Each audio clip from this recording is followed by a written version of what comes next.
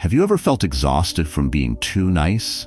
Always saying yes, always forgiving, always giving people another chance, even when they've shown you who they really are. There's a dark side to kindness, and most men never talk about it. You've been taught that kindness is strength, that real men endure silently. But when kindness lacks boundaries, it turns into a weapon, used against you. Too many good men are being drained emotionally, manipulated silently, and disrespected regularly, all in the name of being kind.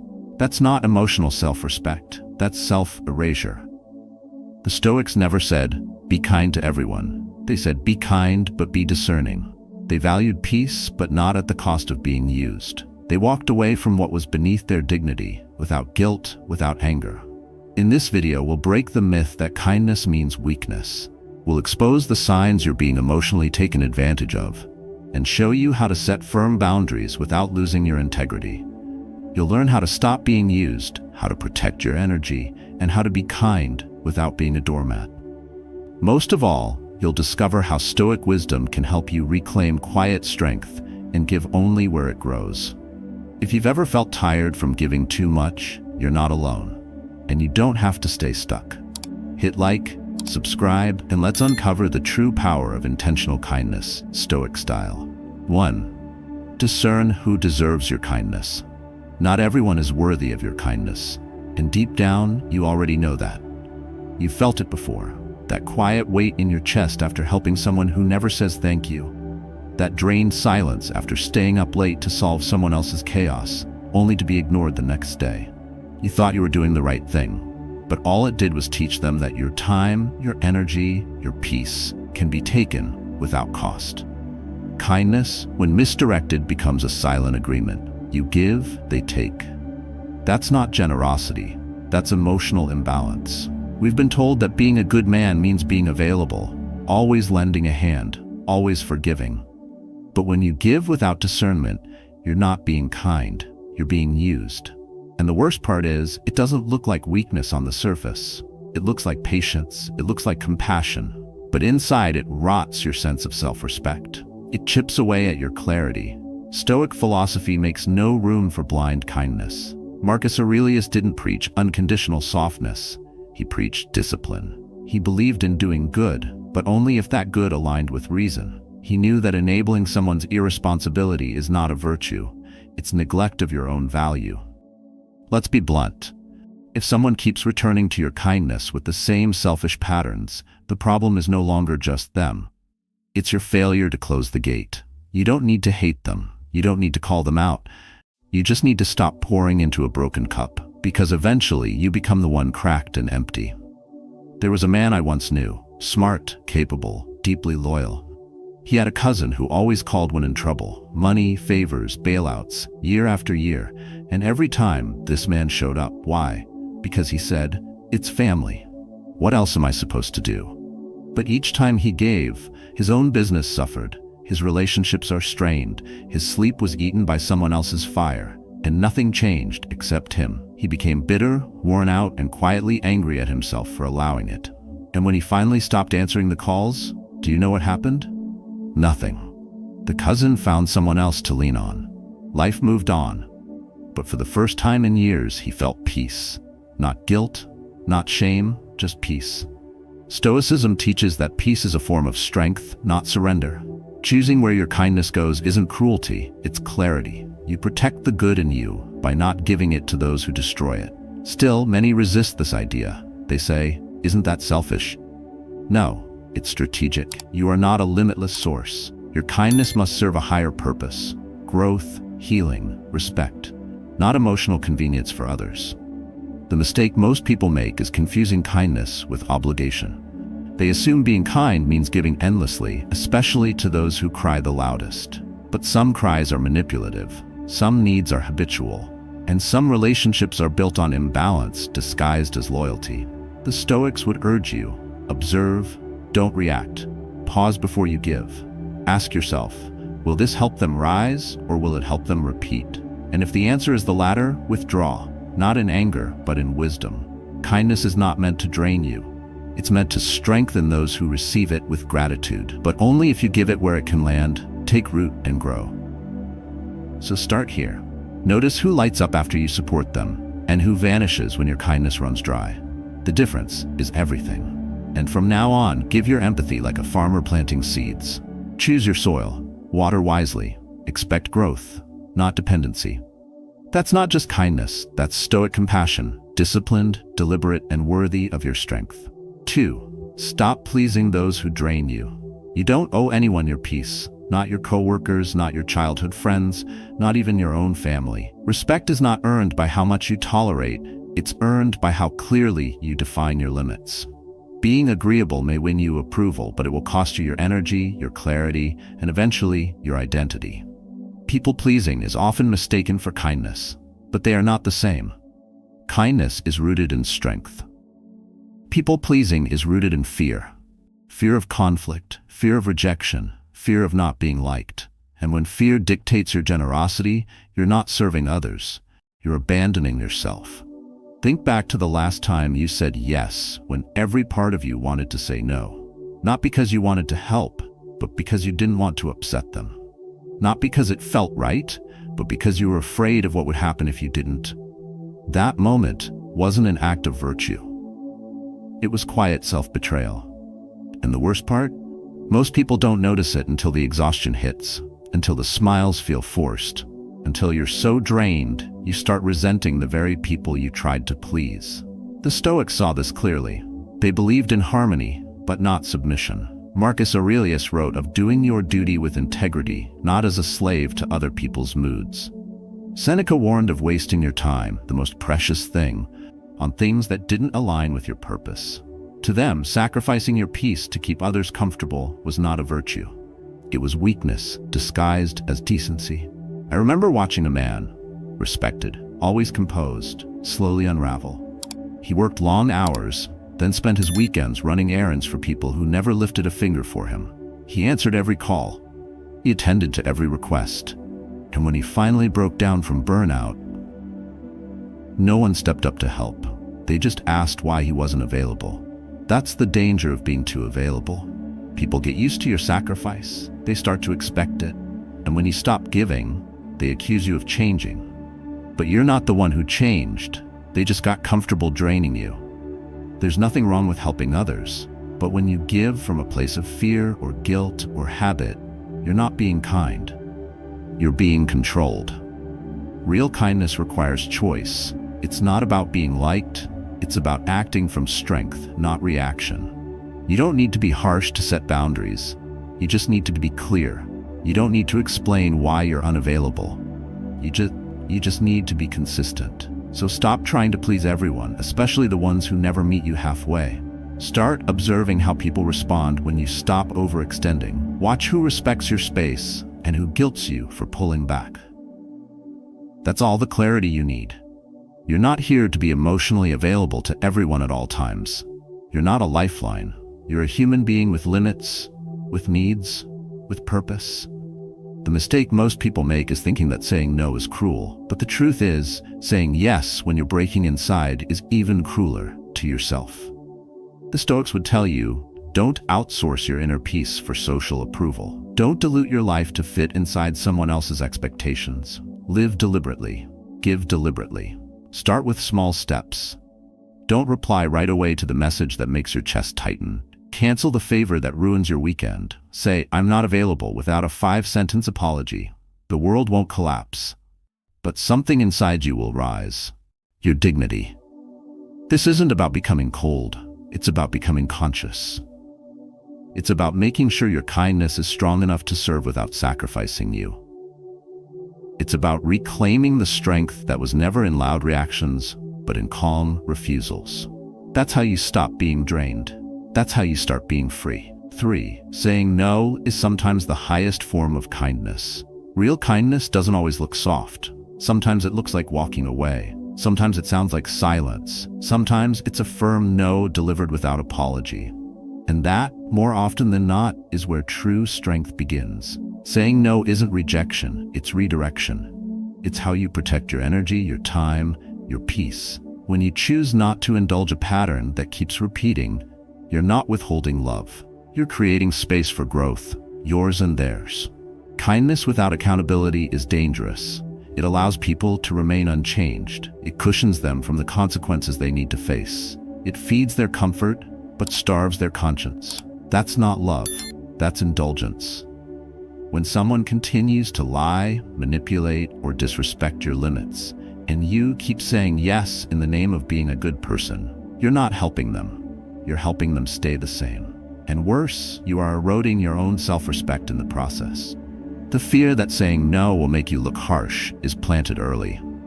Most men are raised to believe that good character means endless tolerance, that kindness means constant availability. But endurance without clarity is not noble. It's destructive. It teaches others that your silence is permission, that your generosity is endless, that your values are flexible. Over time, this breeds resentment. Not just toward them, but toward yourself for allowing it. Stoic philosophy draws a clear line here. A Stoic is not indifferent. He is discerning. He doesn't turn away from people because he doesn't care. He turns away because he sees that continuing to enable someone is no longer aligned with reason or integrity. Saying no is not an act of pride or revenge. It is an act of emotional discipline. It says, I am responsible for how I love, and I will not let that love become fuel for someone's dysfunction. Many people confuse boundaries with rejection. But a boundary isn't about pushing someone out. It's about protecting what's within. It's a line drawn not out of anger, but clarity. And when that line is respected, relationships grow stronger.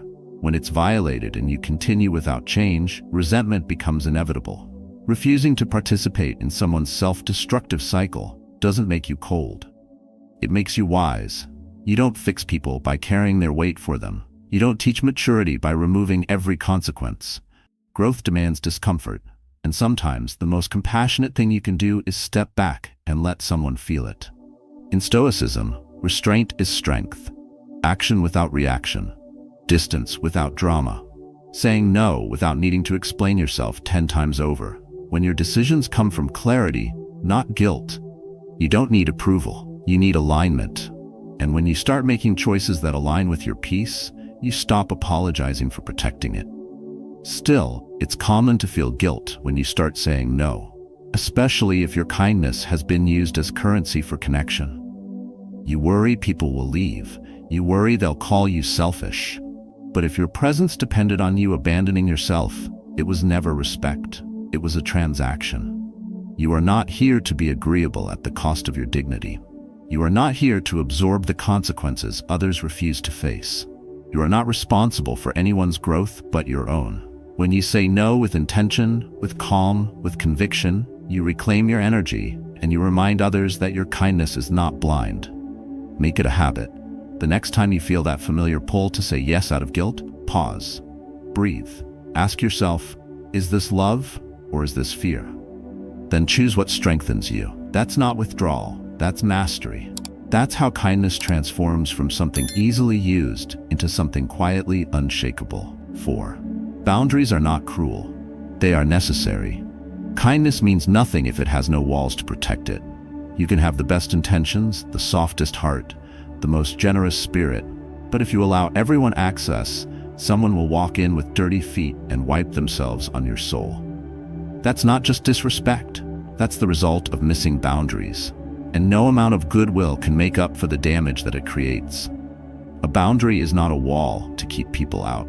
It's a gate that filters what gets in. It's not cruel, it's clarity. And a man without clarity is not respected, he's used. Again and again, people respect what you protect, they question what you tolerate. The problem is, many men are afraid that drawing a line makes them cold. They think saying enough means giving up on people. But when you refuse to set limits, you're not helping them grow. You're teaching them to ignore consequences. And that's not kindness. That's emotional neglect of both yourself and them. Real boundaries aren't loud. They don't require arguments or explanations. They are simply living.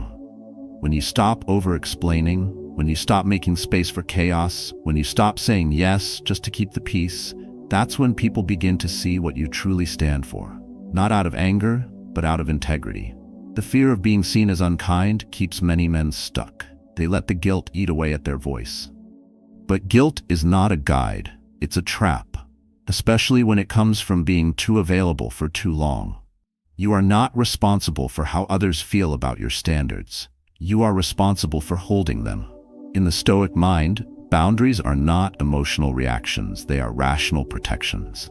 Epictetus taught that we must take care of our own minds above all else, because if we lose command of it, everything else follows. That includes our peace, our energy, our sense of control. You cannot be a calm man, a powerful man, if your life has no structure. And structure is born from limits. Some people will leave when you set boundaries. Let them. They were only there because your silence allowed them to be. And when silence ends, so do false connections. That's not a loss, that's liberation. It's easy to assume that the more open you are, the more loved you'll be. But love that only survives when you have no lines is not love. It's convenience. And when your kindness requires you to constantly lower your standards, shrink your voice, and carry emotional weight that was never yours to begin with, that's not generosity. That's surrender. Stoicism shows us that true power lies not in pleasing others, but in standing quietly in what we know is right. A Stoic doesn't need to convince anyone. He simply lives by principle. And when people see that your time, your peace, your presence, your kindness have a structure, they either adjust or they disappear. And both are good outcomes. You can't help everyone, but you can stop hurting yourself for those who won't change. So let the new version of kindness begin with discipline. Say less. Observe more. Let your actions show what you accept and what you no longer allow. When someone tests your boundary, don't react. Hold it. Hold it like a man who knows his worth doesn't need validation, because he lives by a quiet rule. Kindness without limits is sacrifice, not virtue. Begin today with something simple. Say no where you've always said yes. End a conversation that goes nowhere. Stop explaining yourself to someone who never listens. Each of these is a line drawn not in anger but in wisdom. And when you draw that line, the world around you starts to shift. Not because it respects you more, but because you finally started respecting yourself. 5. Don't chase those who choose to walk away. People leaving is not always a loss. Sometimes it's relief in disguise. Not everyone who exits your life deserves to be followed, reasoned with, or begged to stay.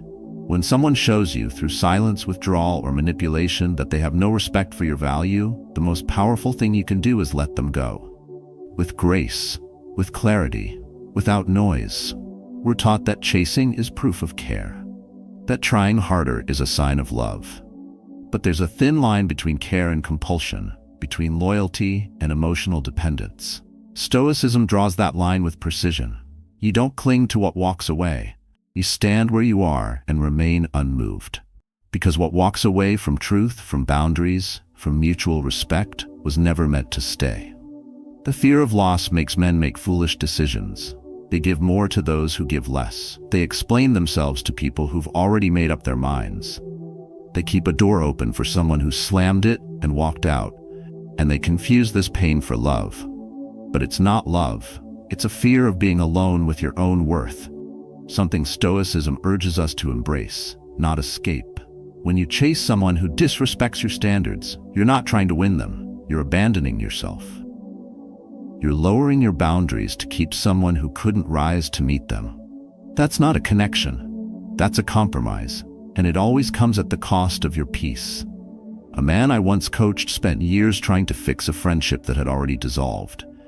He made the calls, sent the texts, gave forgiveness that was never asked for, showed up where he wasn't welcome, all in the hope that things would go back to how they used to be. But nothing changed, except him. His confidence shrank, his clarity vanished, and eventually he realized that what he missed was not the person, but the version of himself that didn't chase. The Stoics teach that attachment to external outcomes is the root of suffering. You can love someone and still release them. You can care deeply and still refuse to beg. That's not cruelty. That's a strength. Because when you hold firm while others walk, you're not losing them. You're proving to yourself that your value doesn't depend on their approval. Too many men build identities around being needed. They fear what happens when they stop giving, stop pleasing, stop chasing. But that fear is a lie. What's left when you stop performing isn't emptiness. It's power. The kind of inner stillness Stoicism is built on. You are not meant to chase after people who choose distance over respect. Your energy is sacred. Your peace is earned. When someone walks away, it's not your job to run after them. It's your role to observe, to understand what their exit reveals, to protect your boundary without building bitterness. You don't owe anyone more than clarity. If they return, they do so on new terms. If they don't, you let silence do what words never could. What does this look like in action? It looks like pausing before reaching out again. It looks like you deleted the message you wrote at 1 a.m.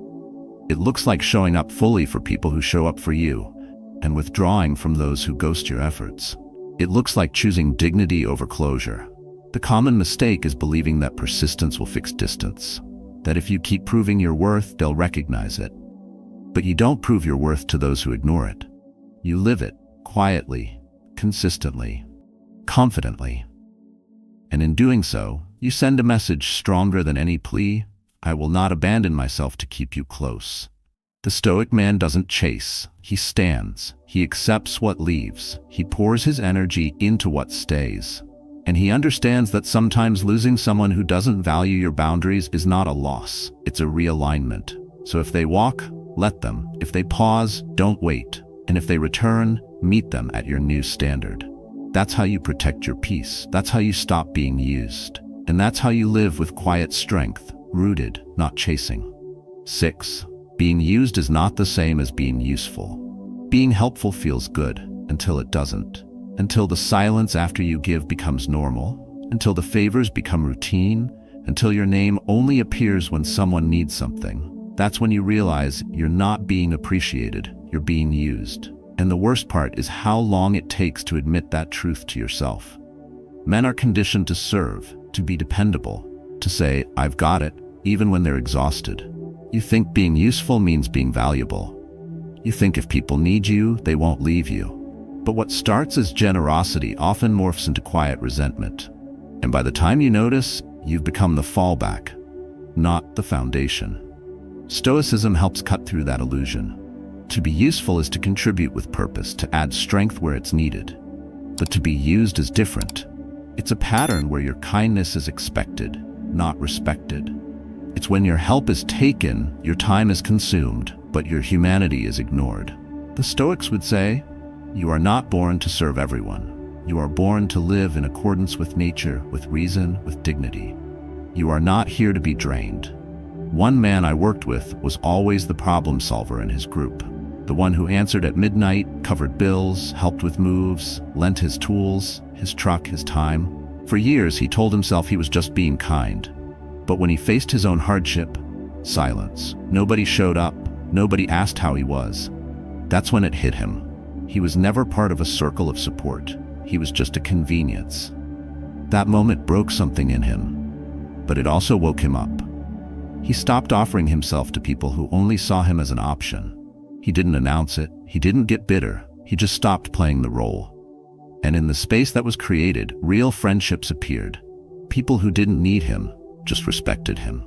The mistake most people make is confusing usefulness with approval. You believe that if you're useful enough, you'll be valued. But real value is not built on utility. It's built on mutual respect. Being used often feels like love in disguise because it wears the mask of trust, of closeness, of reliance. But love doesn't drain you. Love restores.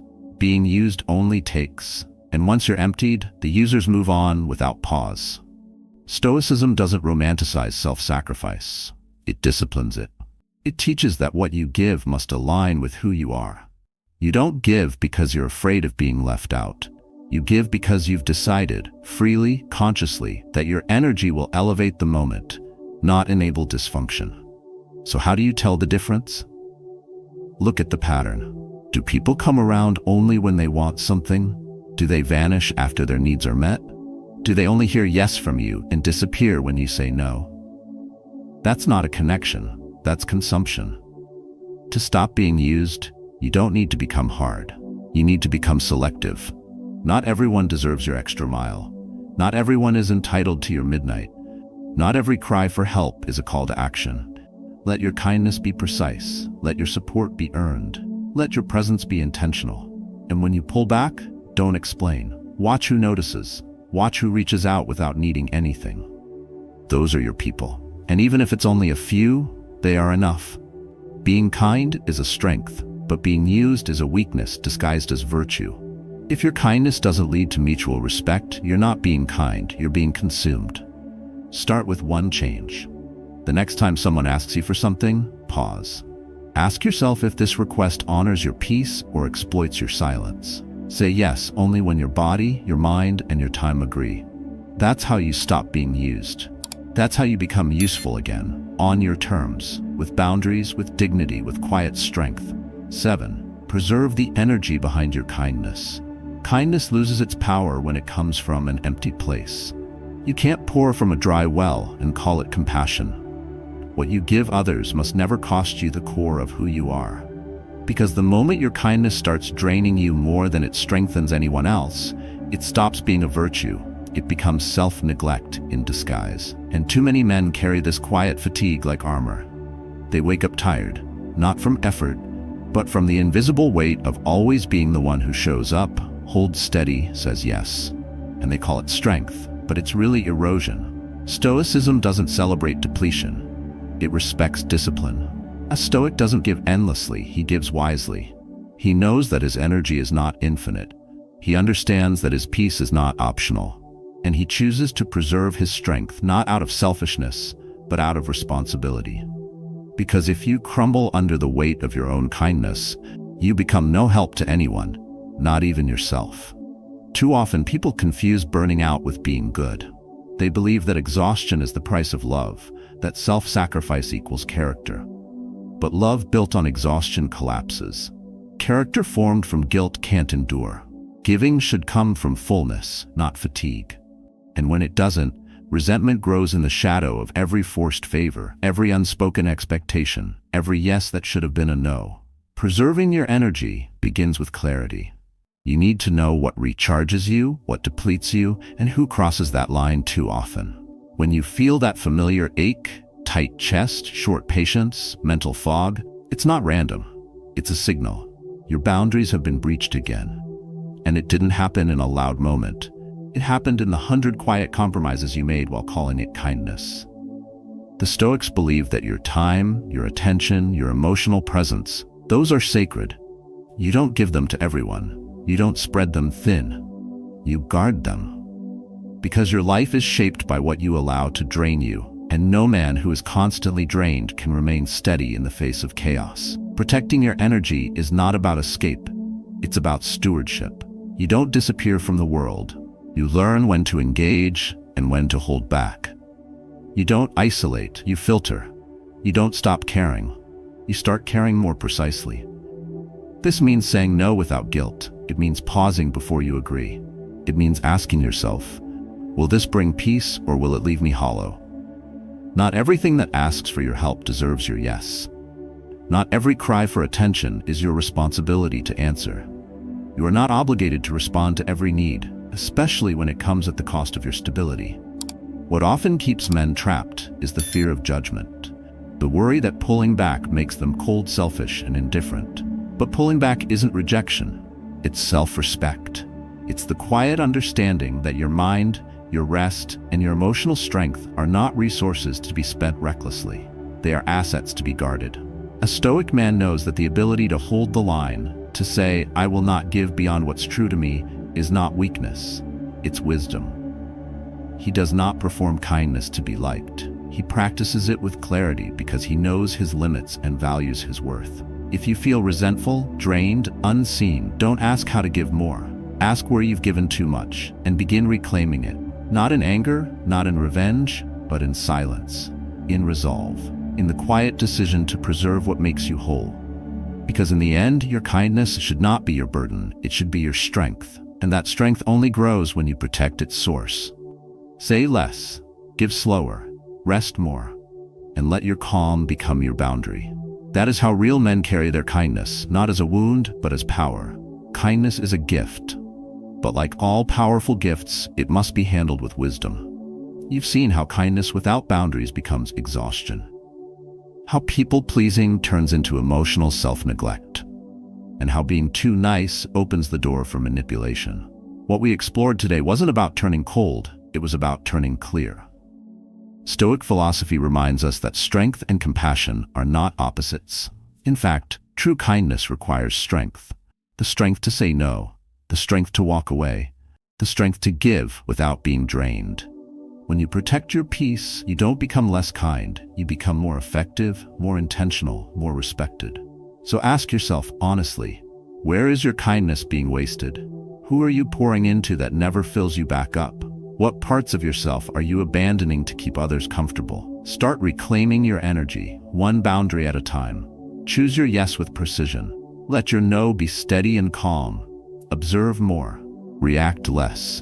And most importantly, be kind to yourself first, because when your inner strength is intact, your outer actions carry quiet power.